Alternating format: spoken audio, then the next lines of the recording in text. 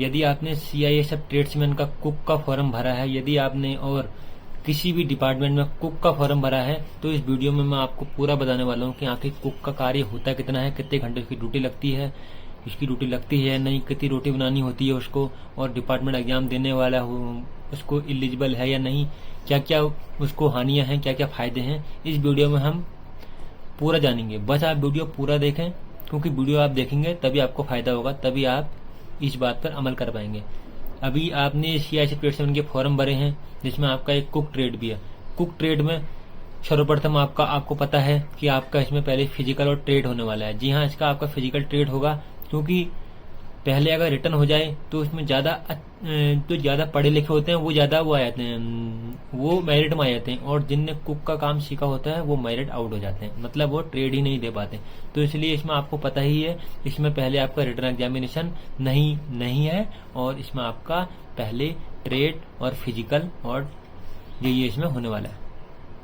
तो इसमें आखिर आपके मन में ये सवाल पक्का होगा कि आखिर कुक ट्रेड में कितना कार्य होता है, क्योंकि मुझे पता है आपने कुक ट्रेड तो फॉर्म भर दिया, लेकिन आपने उतना काम नहीं किया है। आप कान सुन के सुन लीजिए, मैं एकदम सही बोल रहा हूँ। आपने कुक का फॉर्म तो भरा है, लेकिन आपने उतना कार्य नहीं किया, आपने खाली मजाक में भरा है, और आप अभी इसको मजाक में ले रहे हैं कि मैं हो जाऊंगा तो कर लूंगा। मतलब आप घर में थोड़ा बहुत रोटी बनाना सीख रहे हैं, अभी कुछ भी सीख रहे हैं कि वह केवल आप ट्रेड के लिए सीख रहे हैं, लेकिन आपको भर्ती होने के बाद पूरा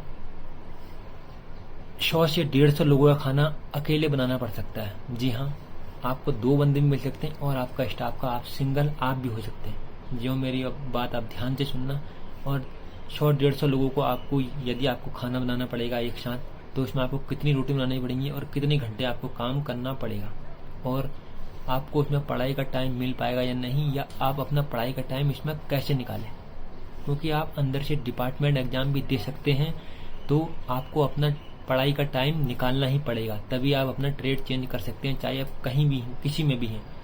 अभी CISF ट्रेड्समैन में LDC का SCM के फॉर्म भी आया है, जिसमें ट्रेड्समैन उसको भर सकता है।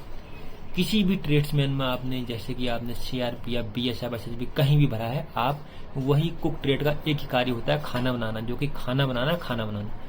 अब आप जैसे ही ट्रेनिंग करने के आने के बाद किसी कंपनी में पोस्टेड होते हैं, तो वहां आपको ज्यादा से ज्यादा 70, 80, 100 या 120 नफरी तक अधिकतम मिल सकती है। वहां 1 से लेकर 2 कुक आपके साथ हो सकते हैं। 2 कुक हो गए तो आप आसानी से अपना कार्य कर जाएंगे। फिर भी मैं बताऊंगा कि आपको क्या क्या कार्य करना होगा।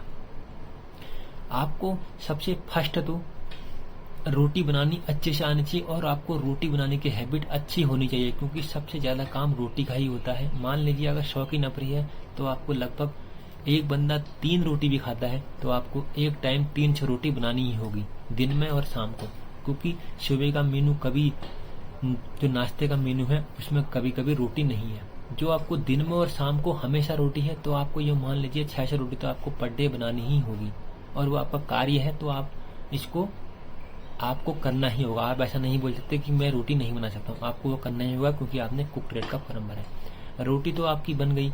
उसके बाद आपको नाश्ते में, तो सुबह आपको उठना ही पड़ेगा। आप कैसे भी उठें, आप खुद दिमाग लगा सकते हैं, 8 बजे से पहले नाश्ता हो जाना चाहिए, मतलब 8:30 बजे, तो फिर भी मान लीजिए अधिकतम, उससे पहले आपका नाश्ता हो जाना चाहिए।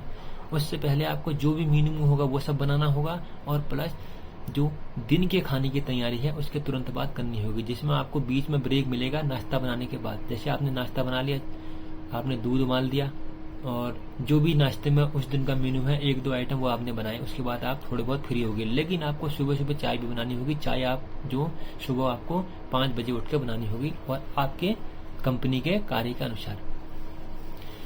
और दिन के खाने के लिए आपको पता है लगभग 11:30 बजे से खाना स्टार्ट हो जाता है, तो आपको 11 बजे तक अपना खाना रेडी रखना होगा। तो आप यूँ मान लीजिए आपको नाश्ता बनाने के तुरंत बाद अपना खाना स्टार्ट करना ही होगा बनाना, तभी आप 11 बजे तक अपना खाना बना पाएंगे। उसमें आपको वही, अगर नफरी ज्यादा है, अगर कम नफरी है तो 150 रोटी, और अगर ज्यादा नफरी है तो लगभग 300 रोटी आपको बनानी होगी। और उसके साथ चावल, दाल, सब्जी और कुछ मीठे में यदि खीर है वो आपको बनाना होगा। तो वो काम का आपका काम लगभग 11 बजे तक खत्म हो जाता है। इसके बाद होता है आपका सुनहरा टाइम, मतलब आपका रेस्ट का टाइम। रेस्ट का टाइम आपका होगा 2 या 2:30 बजे तक। उस रेस्ट में आप या तो सो सकते हैं या तो आप अपना जो डिपार्टमेंट एग्जाम अंदर से आएगा उसकी तैयारी आप कर सकते हैं। वो आपके हाथ में है कि आपने करना क्या है। जैसे ही 2 या 2:30 बजेंगे, आपको यह 11 से 2-3 घंटे का टाइम मिला। उसके बाद आपको 2:30 बजे से चाय बनानी पड़ेगी। चाय बनाने के बाद पुनः आपको रात के खाने का इंतजाम करना होगा।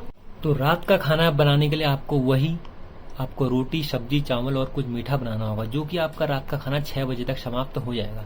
उसके बाद है पूरी रात आपकी ड्यूटी नहीं लगती। आपको यदि डिपार्टमेंट एग्जाम की तैयारी करनी है, आप आसानी से अपना रात में पढ़ाई कर सकते हैं। यदि आपको कोई मतलब नहीं है तो आप पूरी रात सो सकते हैं, आपकी नाइट ड्यूटी नहीं लगती। फिर पुनः दूसरे दिन से आपको सुबह 5 बजे से चाय बनाने का कार्य वहीं से स्टार्ट होगा। लेकिन आपको यदि डिपार्टमेंट एग्जाम में निकलना है तो आपको इस खाली समय में अपनी पढ़ाई करनी होगी, तभी आप अपना डिपार्टमेंट एग्जाम क्वालिफाई कर पाएंगे और अपनी ट्रेड चेंज कर पाएंगे। इसके अलावा आपने कौन सा ट्रेड का फॉर्म भरा है, आप मुझे कमेंट में जरूर बताएं। और आपके मन में कुक ट्रेड से रिलेटेड कोई भी क्वेश्चन है, आप कमेंट में पूछ सकते हैं। और वीडियो आपको कैसे लगा, नहीं तो लाइक शेयर सब्सक्राइब जरूर करें। वीडियो करता हूँ समाप्त। जय हिंद।